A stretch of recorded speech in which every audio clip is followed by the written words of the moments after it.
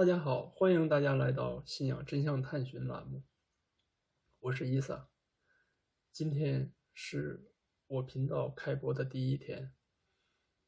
我之所以创建这个频道的目的呢，是因为随着现在世界上疫情的蔓延，全球几乎已经无处找到净土，而我们很多人呢，每天都过着非常恐惧的生活，都怕病毒传染给自己，而这时候呢，又想去倾诉，但可能很多人还不知道向谁去倾诉，所以我创建这个栏目，的目的呢，就是像我栏目的名字一样，就是让我们共同的去探寻信仰的真相，让我们共同找到我们可以倾诉的对象，从而让我们向我们的信仰去倾诉，让我们的心灵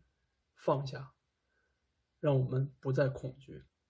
今天呢，我们要探讨的话题是谁创造了宇宙万物？那么这个世界是怎么形成的呢？我们可以思考一下，这个世界是怎样形成的？人类又是怎样产生的？我们为什么来到这个世界上？又为什么活着？这个世界上啊，有许多的宗教，许多哲学，都对这些问题提出了各自的看法。有人说这个世界它本来就有，连人类也是自然产生的，只是经过了千百万年的这个进化，逐渐由低级的生物变成人。拥护这种说法的人呢，就被我们称为是无神论者。与之相反呢，还有人说这个世界啊是由神创造的，宇宙万物皆是由神的意欲来产生，由神创造。持这种说法的人呢，就是有神论者。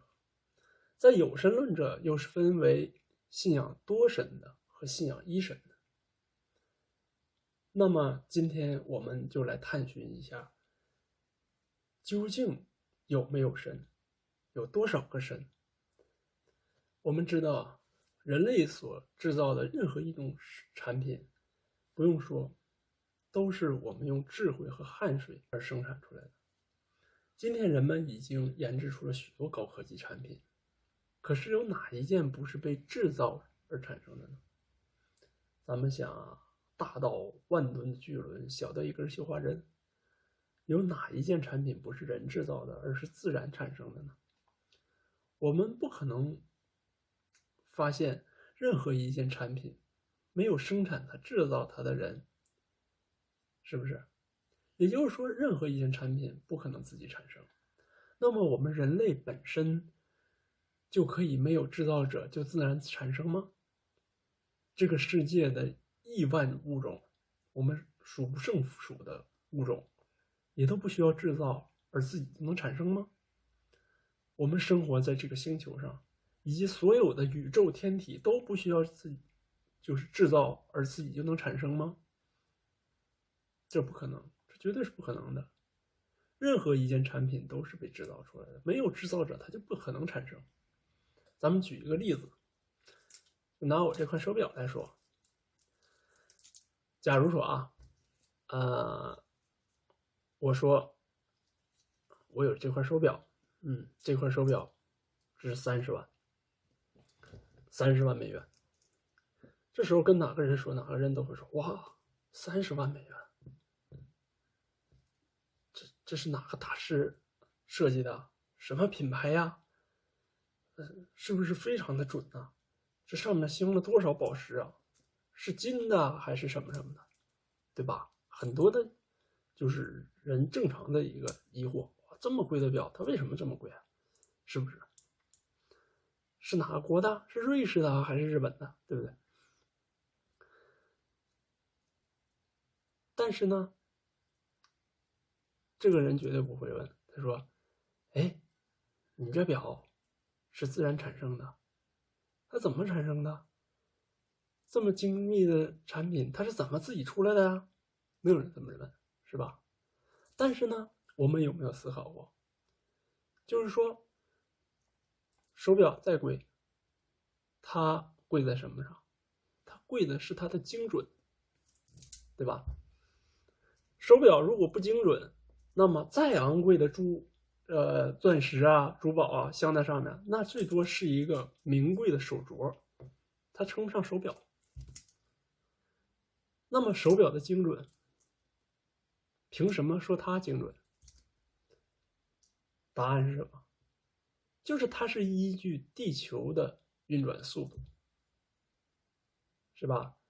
太阳、地球、月亮，然后有白天有黑天，一天12个小时、24小时，白天12个小时，晚上12个小时，等等等等吧。它依据的是地球的运转，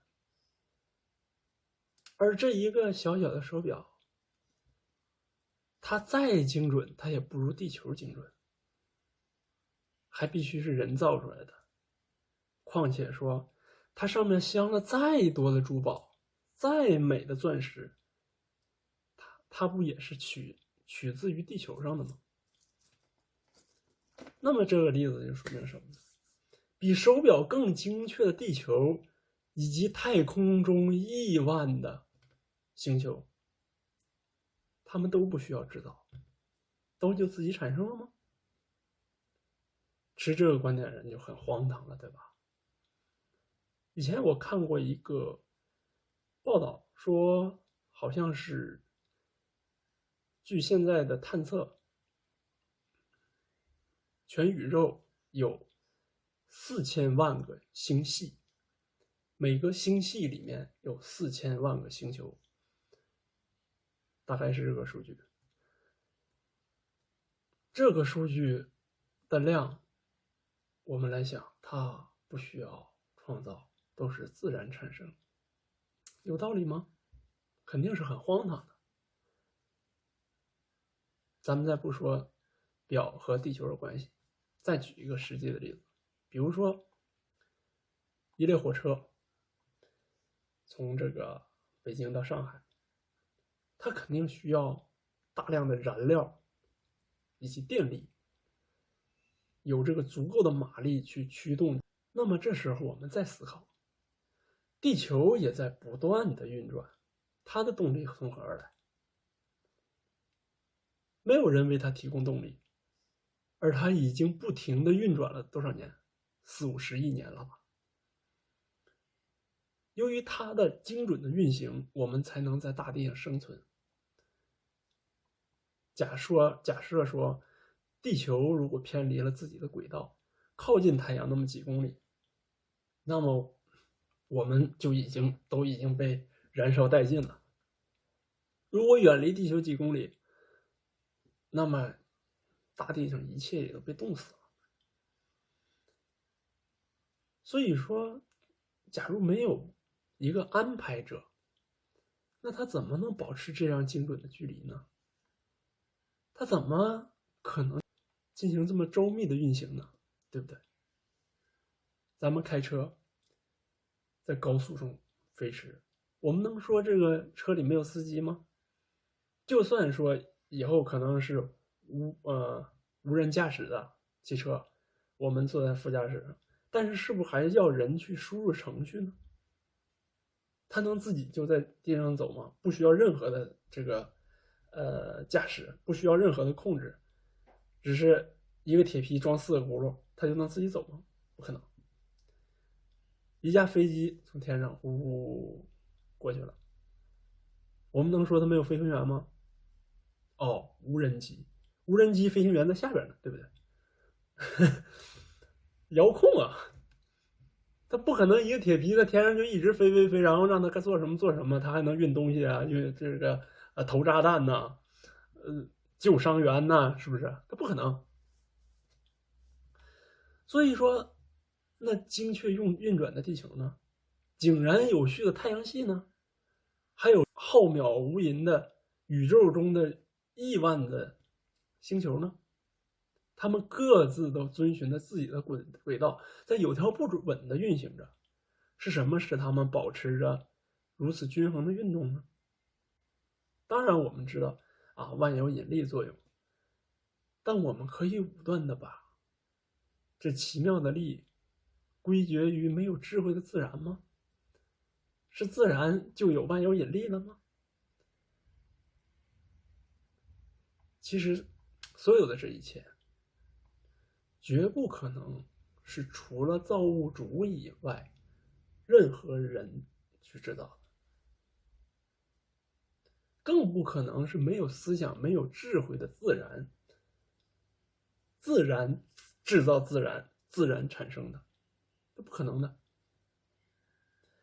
用我们的理智可以知道，每一件产品的制造者都必须通过该产品的制造工艺，是吧？比如说玉器需要雕琢，玉器雕琢它肯定需要一个懂雕玉的这么一个玉匠。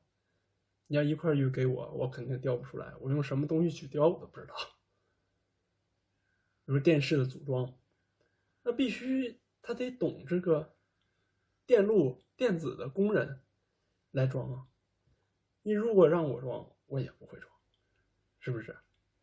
你看到一幅这个画的非常栩栩如生的这么一个油画国画等等，你肯定知道他创造必须有一个不凡的这个画家蒙娜丽莎画的惟妙惟肖，那你肯定知道谁画的。你不知道谁画，你也会查，会问谁画这么好看，谁画的这么精美的画？达芬奇，是吧？我们都会去找，是谁做的，是谁画的。我们听了一个非常美妙的钢琴曲，一样的道理啊。谁弹的？理查德·克莱德曼还是谁？原来是一个另外一个音乐家。无论是谁，他肯定是人弹出来的，对不对？由此可知，宇宙万物的创造，它就肯定要有一个知晓万物、洞察天地、万能的主宰来完成。那他会创造这，他懂这，他会干这，他懂那，他肯定万事万物他全懂，他知晓万物的，他也是洞察天地的。他当然他的能力是万能的，是由他来创造。同时观察这个庞大的宇宙天体，也必然推知其产生是来自于造物主的创造。下面呢，就让我们把视角再转向到我们自身，也就是说我们是宇宙万物之灵，我们人类，从而呢更好的认知造物主的奇迹。古人们呢曾把世界比喻成一个大宇宙，把人体比喻成小宇宙，因为人体的构造并不亚于天体的精密。一个人长着细腻的皮肤，皮肤之下呢是密密麻麻的血管，最细的血管还不如我们头发发梢粗。那么如此细的空心的通道，其中呢却不停地奔腾着血液。仔细的看，血管由无数的细胞组成。当然这是从微观的看，血管由无数的细胞组成，而每个细胞呢又是由细胞核、细胞质、细胞膜组成。这在我们的初中的生物中就了解过。它们呢还在进行着如天体般的运动。如此奇妙的血液是人生存的必须。若一个人1分钟心跳60次，如果他一生能活60岁，他还是短命60岁，那他的心跳就能跳多少次？60就能跳上大概18亿次，而每次心跳所输出的这个动脉血可以汇成一个大海，能够浮起万吨的巨轮。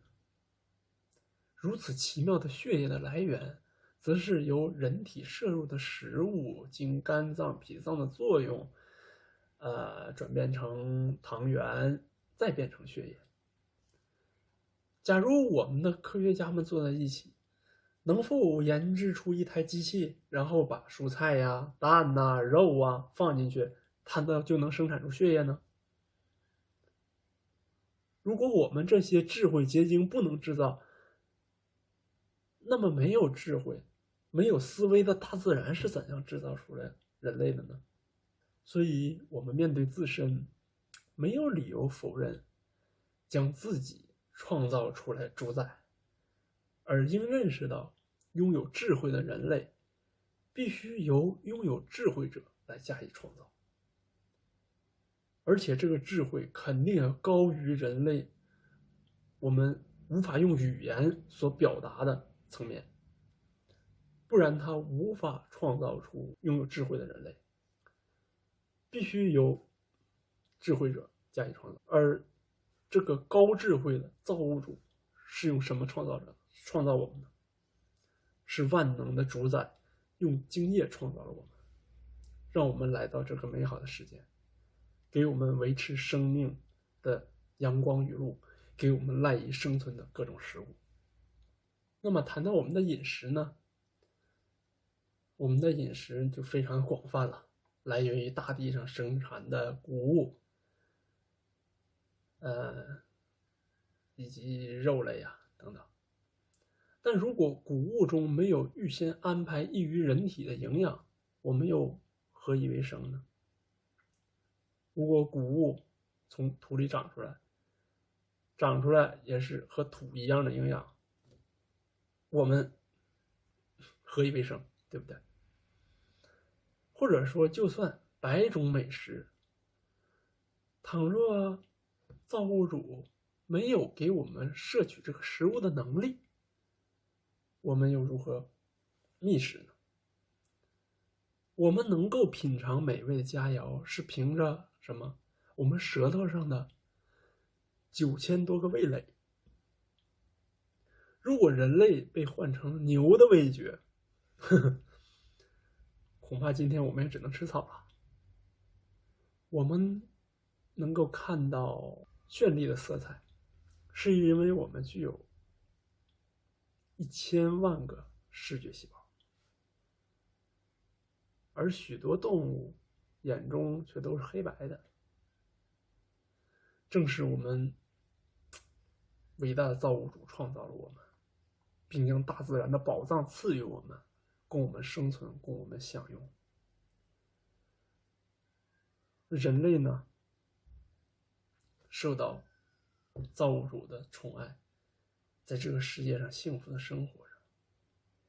随着人类的进步，人类的文明的进步，我们的生活也在日新月异。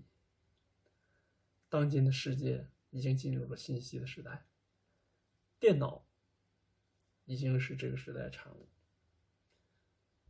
我想没有人会说电脑是自然进化结果，而不是人类智慧结晶。这种高智能产品，任何的程序啊，任何的编程都需要聪明的人类精心设计。那么比电脑更聪明无数倍的人脑呢？难道是无智慧的物质或自然设计编排而制造出来的吗？好，感谢大家的观看，我们下期再见。